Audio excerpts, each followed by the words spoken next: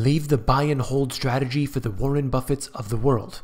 They know when to get in and out if they need to. They get the bailouts. You don't. So you pour your money in, and the truth is that you're not really sure when to sell. So you hold on through crashes. How about a strategy where you only hold a few days of the year and you actually produce incredible gains? You came here for the truth, so let me unveil that for you. What am I talking about? Well, look at this chart. If you can believe it, if you hold only on the days that the Federal Reserve meets and you sell on the rest of the time, you don't have any money in the market, the remainder, and you just have it there when the Federal Reserve is meeting, 16 days a year, you will actually produce almost the same results as if you kept it in the entire time. What does that tell you? Now, just to be clear, I'm not suggesting to anybody that they actually do this strategy.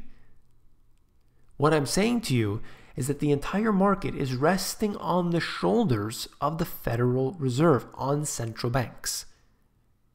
And that's how important they are to the market.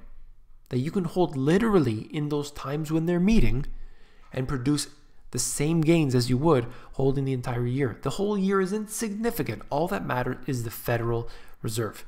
You know, there have been many meetings that they've had, and the same issues are brought up. Well, we see some issues here, we see some concerns there, we see some threats there. This is not so good, but we'll increase interest rates.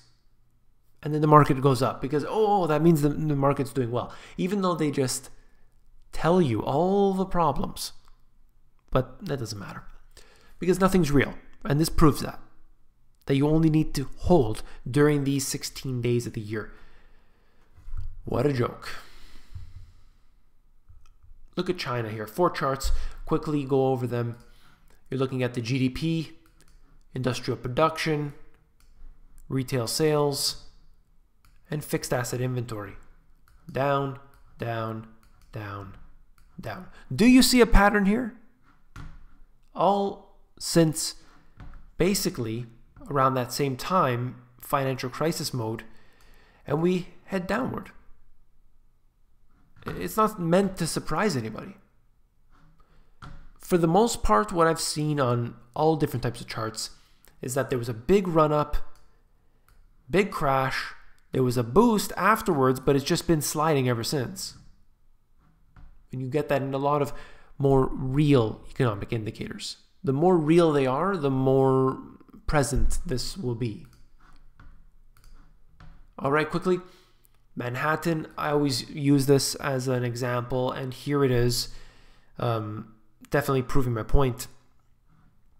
You'll see that there are many places that have been selling for 10 million plus. It's doubled, in fact, since 2013. And it shows you, wow, look at all the money. Look how well everyone's doing, right? It must be because, look, $10 million properties plus. Doing very well. Well, that's actually not the case. In fact, what they're saying is that this luxury market may be doing better within Manhattan. However, as prices have risen, less of the market share is comprised of cheaper units. So the boom is only seen in those ultra luxury places, and they're getting a lot less places selling for less than 1 million. It's actually plunging by 35%. Why? Because a lot of people simply can't afford these prices, and there's, a lot of urban sprawl that's going on. I think a lot of people are moving further away from the cities. They simply can't afford it. The economy's not doing so well. There's no way that they're ever going to be able to afford these prices, and the rich are getting richer. So that's where you're seeing multifaceted occurrence here. Look at this quickly. California is moving closer to charging drivers for every mile they drive. Remember that I've told you this multiple times. I've done videos on it.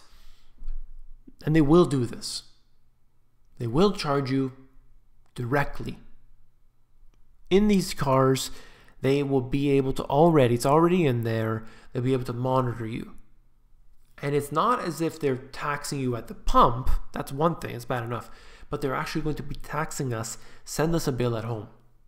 That's what they want to do. They want to control how much we drive. They want to control where we drive. They want to tell us what we can do. And it is a terrible, terrible system. And they will do it. They will get away with it. It's not just in California. It's going to be everywhere. And then it's going to start off as a little minuscule tax. And then it's going to go up because of a certain problem that they're having to fill this budget hole and that budget hole, and then they'll increase it again and again, and soon people aren't going to be able to drive. So what do? You have to take the mass transit. Well, if you want to take mass transit, you have to live in the city centers, because of course the mass transit probably doesn't go out to the different areas that are much cheaper. You got to live in little tiny shoe boxes, and that's the new world, the Hunger Games, Agenda 21, Agenda 2030, where you will be forced into these mega cities and you will be taking major transport in and out, and there's not going to be any other choice. If you found this video informative, please give me a thumbs up. If you like the hard-hitting